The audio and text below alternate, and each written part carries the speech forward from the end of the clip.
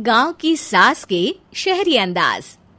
निधि को विकास से प्यार तो था, पर वो शादी करके उसके साथ गांव में नहीं बसना चाहती थी। मुझे गांव अच्छा लगता है, पर दिक्कत यही है कि मैं वहां रह नहीं पाऊंगी। मुझे वहां के माहौल के बारे में कुछ भी नहीं पता है। अरे माहौल में ढल जाओगी तुम, थोड़ा टाइम तो लो। और विकास गांव में ही रह के ऑर्गेनिक खेती करता है, इतना अलग काम है। और यहाँ शहर में क्या है, कितना प्रदूषण और भीड़ है यहाँ। पर विकास यहाँ आके भी तो खेती कर सकते हैं ना। अरे शहर में एक प्लॉट लेने में जिंदगी भर की कमाई चली जाती है, खेत कैसे लोगे? सोच ले निधि, विकास गांव का है, वहीं उसका काम भी है। तेरे पास कोई नौकरी भी नहीं है, ना ही तुझे कभी काम करना था। उफ़ो, मुझे कुछ समझ में नहीं आ रहा, मुझे अकेला छोड़ दो। उसी दिन निधि विकास से मिलती है। यार, मेरे सारे दोस्त यही हैं। अरे दोस्त तो गांव में भी बन सकते हैं ना निधि। गांव के लोगों से कैसे दोस्ती कर पाऊंगी? मैं भी तो गांव का हूँ, मुझसे प्यार हो सकता है तो वहां के लोगों से दोस्ती भी हो ही सकती है ना। अरे यार, कंफ्यूजन है बहुत। सोच लो निधि, शादी के मंडप पे छोड़ के मत जाना, वरना दोनों के परिवार की नाक कट जाएगी। अभी बोल दो, पत्रिका नहीं छपाते हैं। निधि के पास तो कोई चारा नहीं बचा। वो विकास से इतना प्यार करती है कि उसे छोड़ भी नहीं सकती। वो विकास के लिए गांव में शादी करके बसने को तैयार हो जाती है। जल्द ही दोनों की शादी हो जाती है। आई होप तुमको गांव में अच्छा लगेगा। मुझे पता है गांव में और शहर में अंतर क्या है, वहां के लोगों की सोच में अंतर है। मुझे पता है कि कैसा लगेगा मुझे।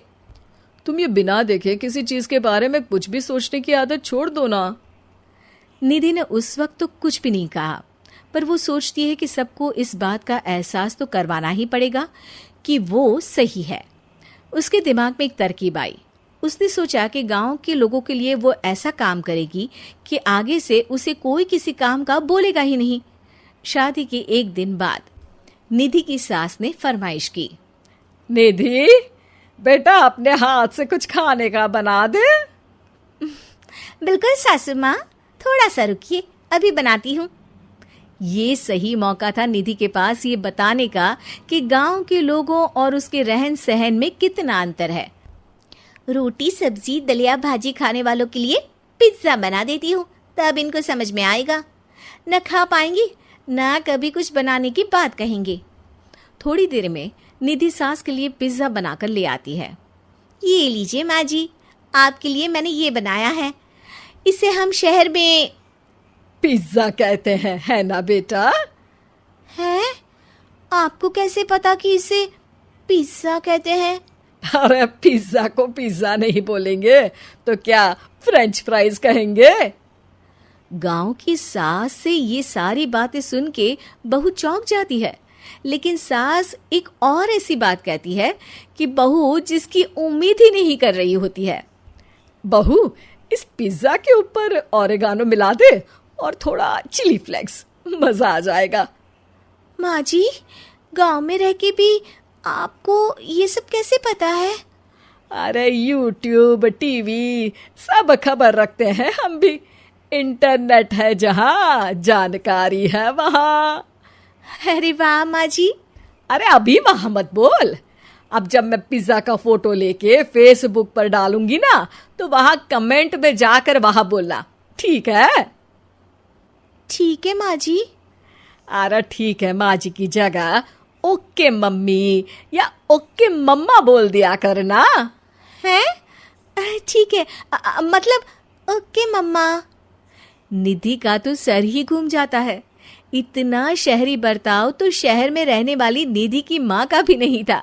वो शाम को अपने पति से पूछती है, विकास, तुम्हारी मम्मी तो काफी कूल है यार। पिज्जा में क्या डालते हैं, फेसबुक पर क्या डालते हैं, सब कुछ पता है उन्हें तो। हमारे बड़े पापा के लड़के रहते हैं शहर में, बस उनके बच्चे आए थे गांव में गर्मी की छुट्टियां मनाने। उन्होंने माँ को एकदम शहरी बना दिया। उनका फेसबुक अकाउंट भी है, इंस्टाग्राम भी है और टिकटॉक बैंड हो गया, वरना वो भी बनाती थी। तभी सास वहां आ जाती है।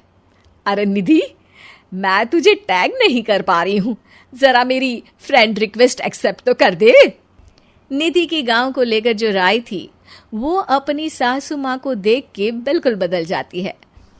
और अब निधि भी सोशल मीडिया पे अपनी सास के साथ लाइव आती है और कमेंट बाजी भी करती है, ताकि सबको पता चले कि गांव में रह के भी उसका जीवन शहर जैसा ही है और उसके आसपास के लोगों के अंदाज भी एकदम शहरी है।